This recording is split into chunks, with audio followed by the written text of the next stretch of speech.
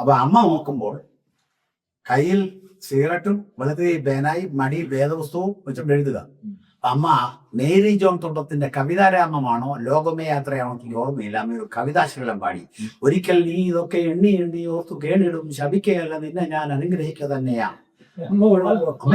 അമ്മ നീതിസാരം, ദൈവപിള്ളയുടെ മാമ്പഴം, കരുണ എന്ന് അമ്മ ഇതിന്റെ ആശാക്കയാണ്. ദേവസന്ദേശത്തിന്റെ ഒരു കൈയെഴുത്തുന്നത് ഇപ്പുണ്ട് അവിടെ.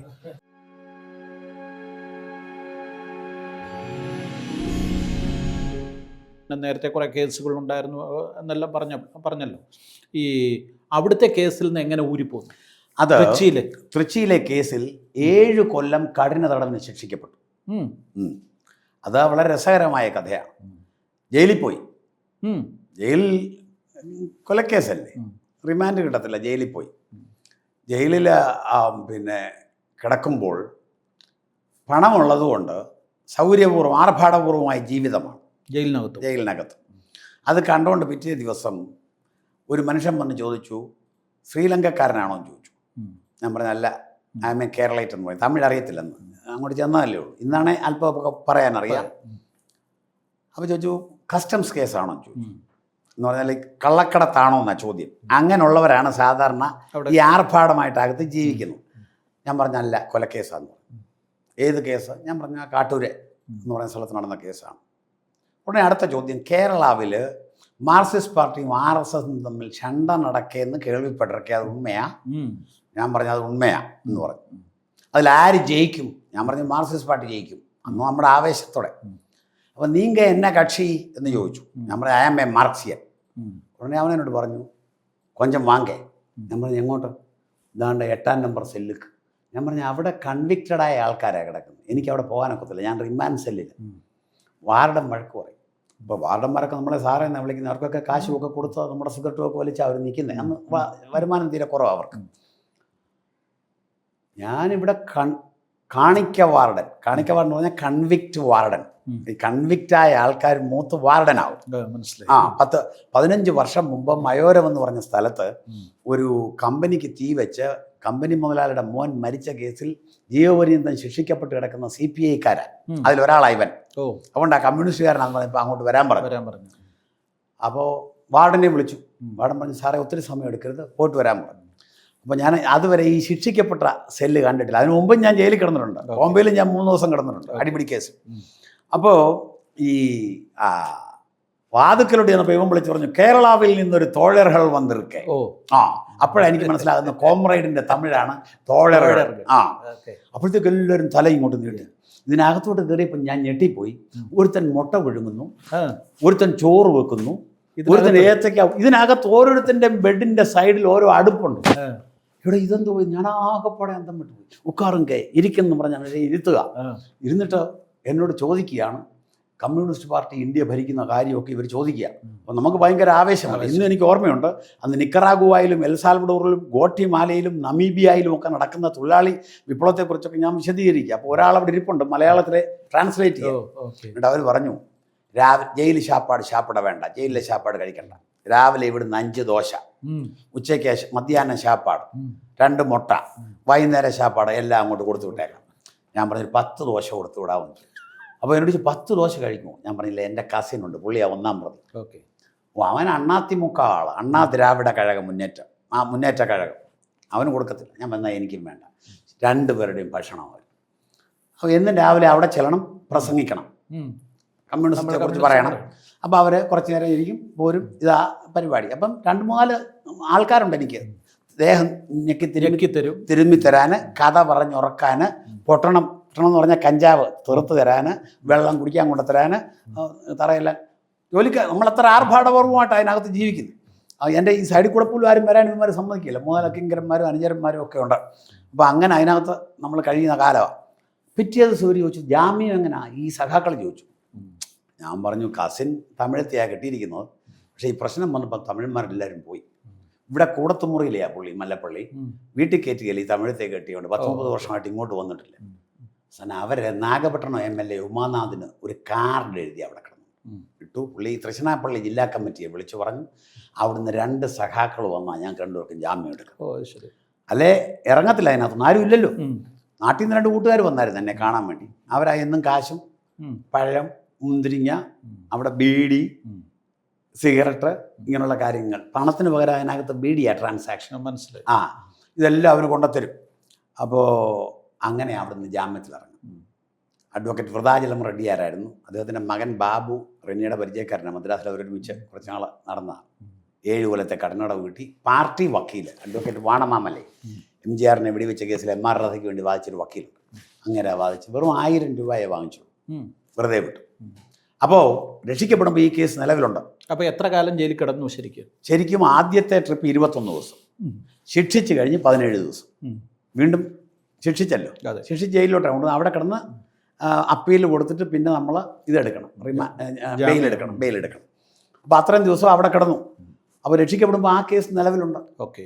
ഇവിടെ രാമൻ എന്ന് പറഞ്ഞ ഒരാളെ വെട്ടി കൊല്ലാൻ ശ്രമിച്ചു എന്ന് പറഞ്ഞ വധശ്രമത്തിന് ആലപ്പുഴ സെഷൻസിലുണ്ട് ഒരു കേസ്. അതിലും 2ാം പ്രതിയാണ്, ഒന്നിലും 1ാം പ്രതി ആയിട്ടില്ല. അതെല്ലാം ഈ പാർട്ടിയായിട്ട് ബന്ധപ്പെട്ട. ഞാൻ ആരെയും വെട്ടിയിട്ടുമില്ല, കൊന്നിട്ടുമില്ല, ഒന്നും ചെയ്തിട്ടില്ല. എല്ലാത്തിനകത്തും പോയി ചെന്ന് ചാടിയിട്ടുണ്ടെന്നുള്ളത് ശരിയാണ്. അപ്പോൾ 4 കേസുണ്ട് രക്ഷിക്കപ്പെടും. 1 ഈ മദ്രാസിലെ കേസ് അപ്പീൽ കൊടുത്തിരിക്കും. 2 ആലപ്പുഴ സെഷൻസിൽ ഈ കേസ്.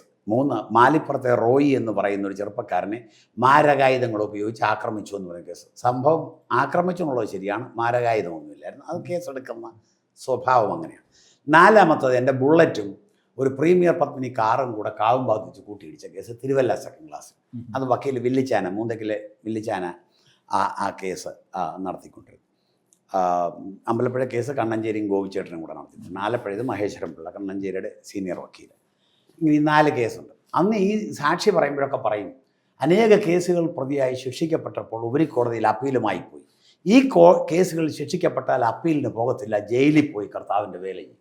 ആവശ്യം കയറി പറഞ്ഞ, പക്ഷേ ദൈവം അതങ്ങ് കേട്ടു കേട്ടോ, ഇല്ല കുഴഞ്ഞു പോയതിന്. കാരണം ഈ 4 കേസിൽ ദൈവം വെറുതെ വിട്ടു. അത് അത്യത്ഭുതമായ കഥയാണ്. മദ്രാസിലെ കേസ് വാദിച്ചു പോയതാണ്. സെഷൻസിലെ കേസിൽ 20 സാക്ഷികളുണ്ട്. ഈ വെട്ടുകൊണ്ട രാമനെ സെൻട്രൽ ജയിലിൽ നിന്നാണ് കൊണ്ടുവരുന്നത്.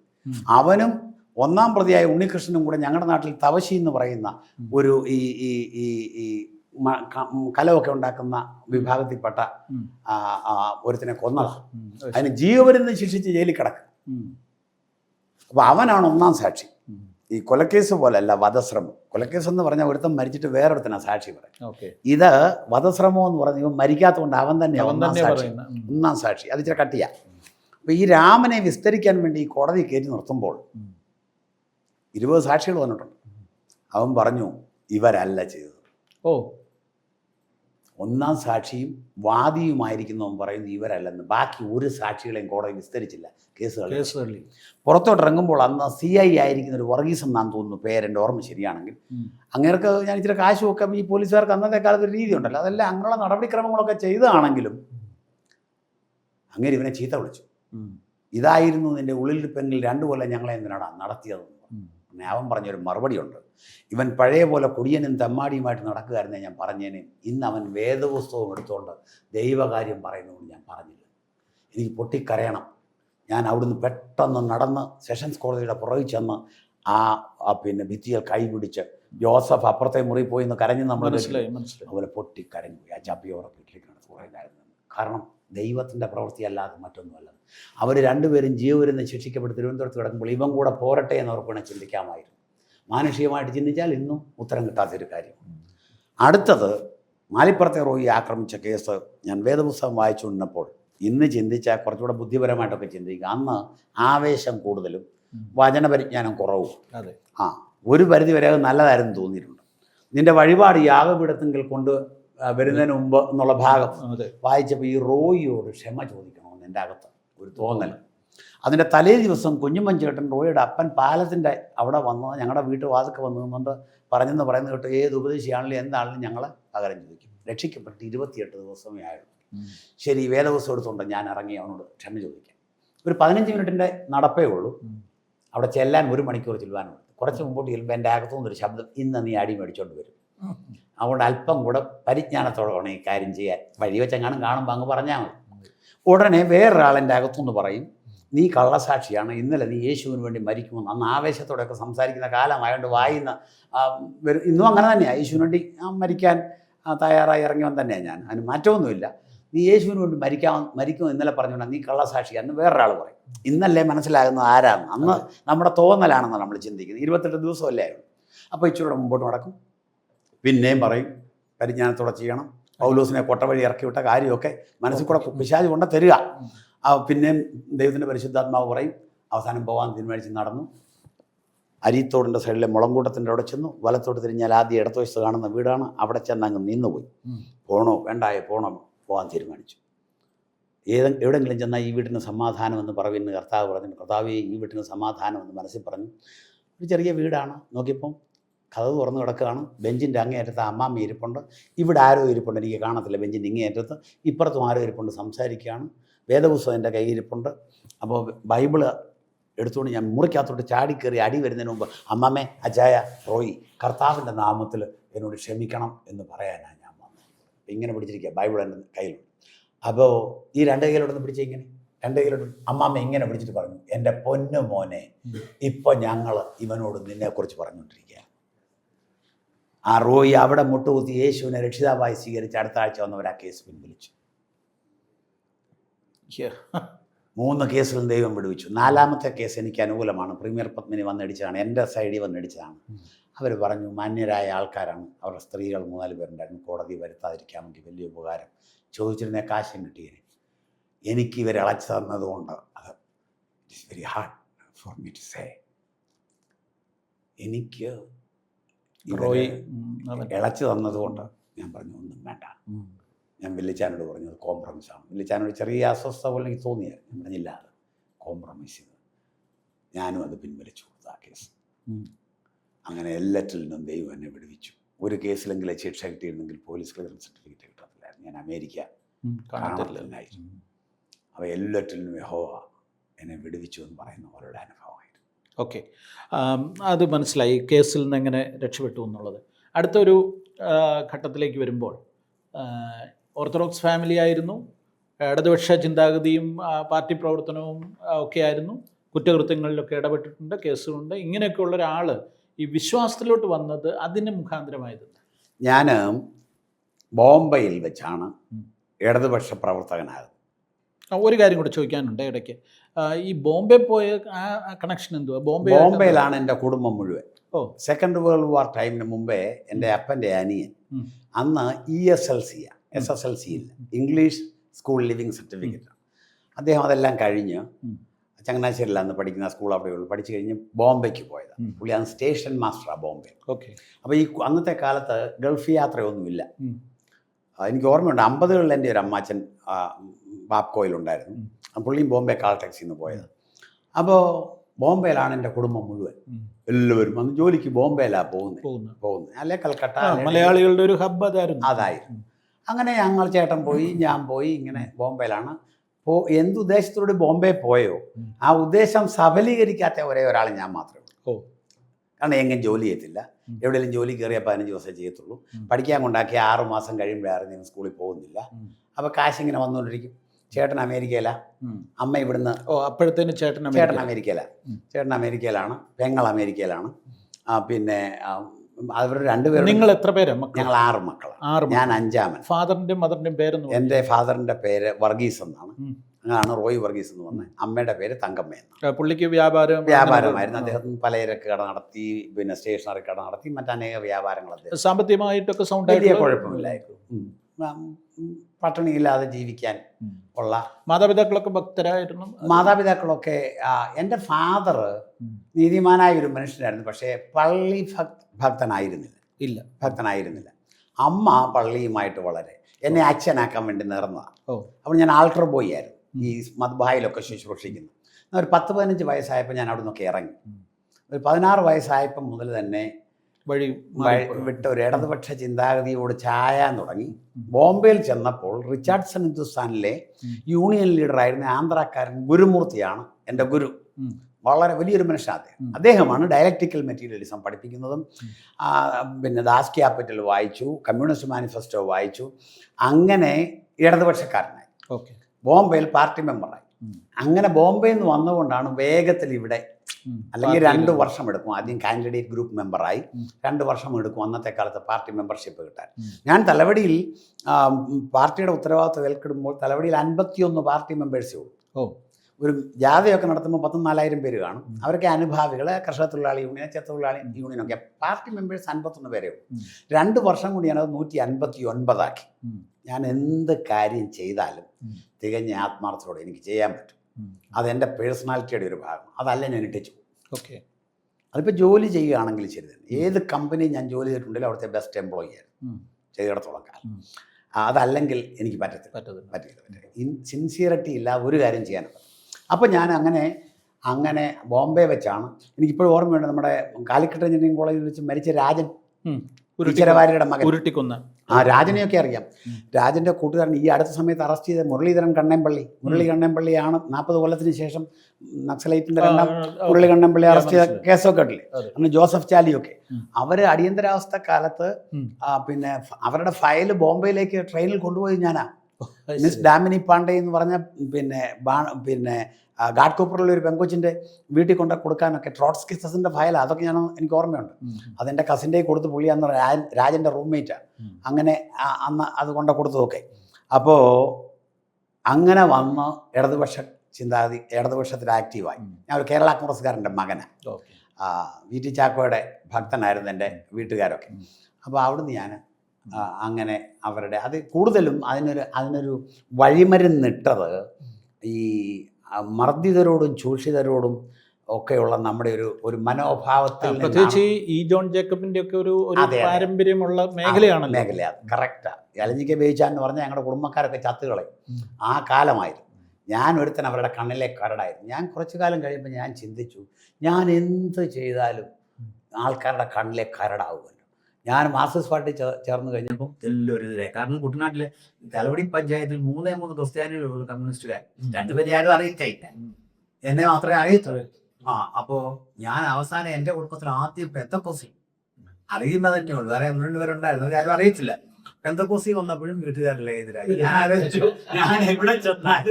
ഞാൻ എവിടെ ചെന്നാലും കുറച്ച് കഴിഞ്ഞപ്പോൾ ഈ പെന്തക്കോസിൽ ഞാൻ വന്നപ്പോൾ എൻ്റെ കൂട്ടുകാരൻ ഞങ്ങളുടെ നാട്ടിലെ സമ്പന്നന്മാരെ വെറുത്തിന് 2 തിയേറ്ററുണ്ട്. ഇവിടെ കാട്ടുക്കരയ താമസമുണ്ട്. വേറെ ആൾ ബിലബിളി കോൺട്രാക്ട്, വേറെ ആൾ മൈൻ ഇറിഗേഷൻ കോൺട്രാക്ട്, വേറെ ആൾ KVG ബസ് പത്തനംതിട്ട കൂടെ കൂടുന്ന വാലിപ്ലാറ്റൻ DMS 5 സ്റ്റാർ ഒക്കെ എന്ന് പറയുന്ന ബസ്സുമായിട്ട് ബന്ധപ്പെട്ട പുള്ളിക്ക് മില്ലും ഒക്കെ ഉണ്ട്. ഞങ്ങൾ അവിടുത്തെ കൊച്ചൻ എന്തോ ആയാലും പറയുന്നത് അങ്ങനെയുള്ള പുള്ളികളായിരുന്നു എല്ലാവരും. യൂറോപ്പിലെ പ്രധാന പയ്യൻസ്. അതെ, ഞങ്ങൾക്കൊരു താവളം, വാടകയ്ക്കെടുത്ത വീട്, കൂടുന്ന സ്ഥലങ്ങൾ, കള്ളുകുടിക്കാനുള്ള കേന്ദ്രങ്ങൾ, ഇങ്ങനെയൊക്കെ ഉള്ളപ്പോൾ ഒരു കൂട്ടുകാരൻ്റെ ഭാര്യ ഒരിക്കലും വഴി വെച്ച് എന്നെ പരിഹസിച്ചു. ഇത്തിരി പരിഹാസത്തോടെ പോകേണ്ടി വന്നു. ഞാൻ ഒറ്റയ്ക്ക് അല്ലേ ഇറങ്ങിയത്. കളിയാക്കി, റോഡിൽ വെച്ച അവളെന്നെ കളിയാക്കി. ഇപ്പോഴും പുള്ളിക്കാർക്ക് ജീവിച്ചിരിപ്പുണ്ട്, അവൻ മരിച്ചുപോയി. കൂട്ടുകാരായാലും 55 തൊട്ടില്ല, 55 എത്തിയില്ല. 50 മുമ്പ് മിക്കവാറും എല്ലാം തീർന്നു. 4 പേർക്ക് ലിവർ സിറോസിസ് ആണ്.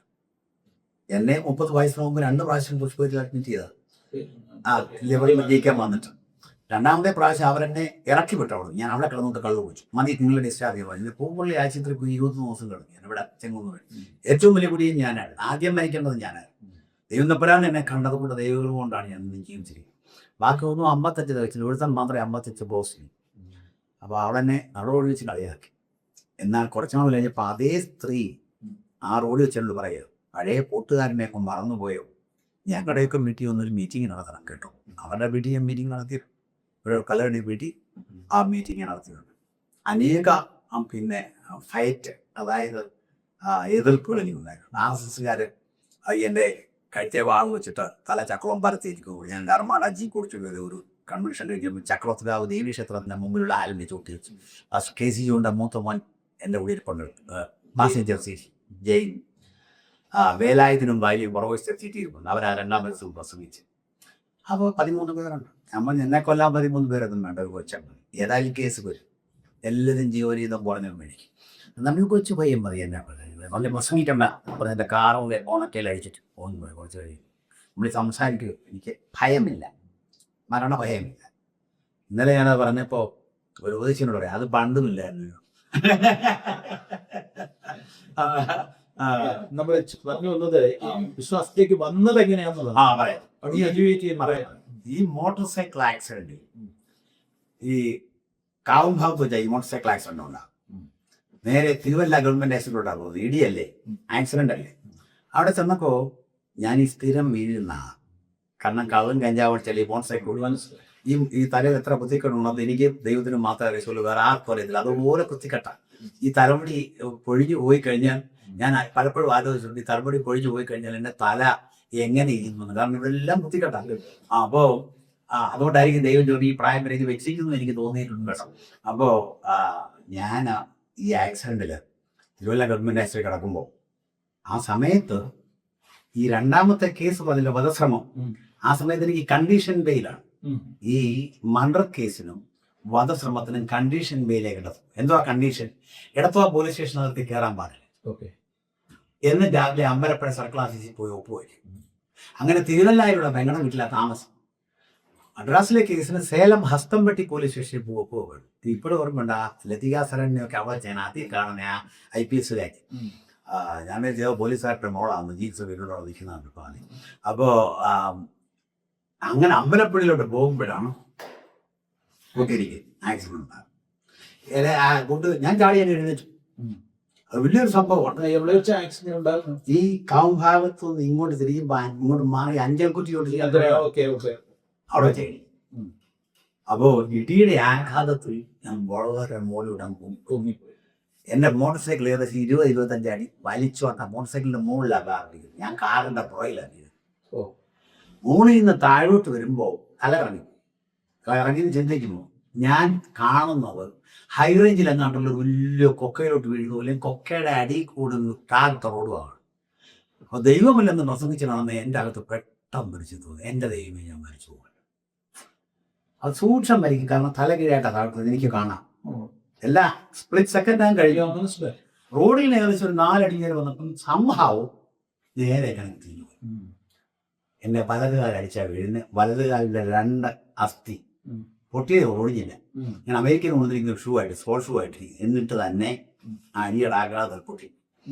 ഞാൻ ചാടിയും എഴുന്നേറ്റു.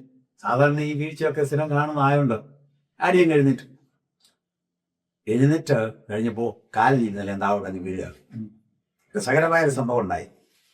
ഇത് കണ്ടുകൊണ്ട് ഇടത്തുവായ്ക്ക് പോകുന്ന ട്രാൻസ്പോർട്ട് ബസ് ഇരിക്കുന്ന ആൾക്കാർ പറഞ്ഞു, നമ്മുടെ നാട്ടിലെ ആൾക്കാർ പറയുന്ന ഒരു ഡയലോഗ്, അയ്യോ ഇതാരാണല്ലോ അവൻ തൊലഞ്ഞതാണ്. കേട്ടാ ഒരു കൂട്ടുകാരൻ വന്ന് പറയാം, നമ്മുടെ നാട്ടുകാരൻ വന്ന് പറയുന്നു, ആരുടെ വണ്ടിയാ എന്ന് ചോദിച്ചു. ഉടനെ പറയാം അത് എക്കപ്പുറത്തെ റോയിയുടെ വണ്ടിയാണ്. ഉടനെ കേട്ടോണ്ട് ആളുകൾ എന്നാ ഒന്നും പറ്റിക്കാവുന്നില്ല. കാരണം ഈ വീഴ്ച ഇത് പതിവാ. കാരണം അനുസരിച്ച് ഇതല്ലേ പരിപാടി. അപ്പോ അന്നും മദ്യവെച്ചിട്ടുണ്ടല്ലോ? ഇല്ല, രാവിലെ തലേ ദിവസത്തെ ഉണ്ട്. തലേ ദിവസത്തെ ആ ഒരു കാണാം. മദ്യപിക്കാത്ത ഒരു ദിവസവും ഇല്ല.